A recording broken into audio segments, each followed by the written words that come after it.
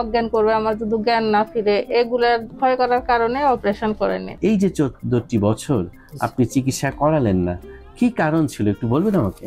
Sir, গোটালটা আমার ভিতরে ভীতি কাজ করছে।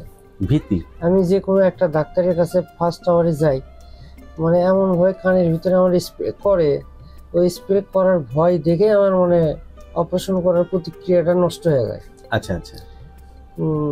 তারপরে থেকে 2-3টা ডাক্তার দেখাই, মানে ভালো লাগে না, মন মানসিকতা ভালো লাগে না। আমি এখানে আসি, স্টাফরা আমাকে অনেক ভালোভাবে বুঝাচ্ছে যে এটা কোনো কিচ্ছুই না, শুধু আপনি ঘুমাবেন, ঘুম থেকে উঠে বেডে যাবেন, আপনি একদিন থাকা লাগবে বা 2 দিন থাকা লাগবে, হালকা পাতলা, মানে ডিসিপ্লিন আমার খুবই ভালো লাগছে, কনফিডেন্স মনের বেড়ে গেছে। এই ভালো লাগা থাকুক, এটা আমি চাই। কারণ একটি কথা এখানে খুব গুরুত্বপূর্ণ যে তিনি 14টি বছর আসলে কাটিয়ে দিয়েছেন চিকিৎসাটি গ্রহণ করেন নাই শুধুমাত্র ভয়ের কারণে।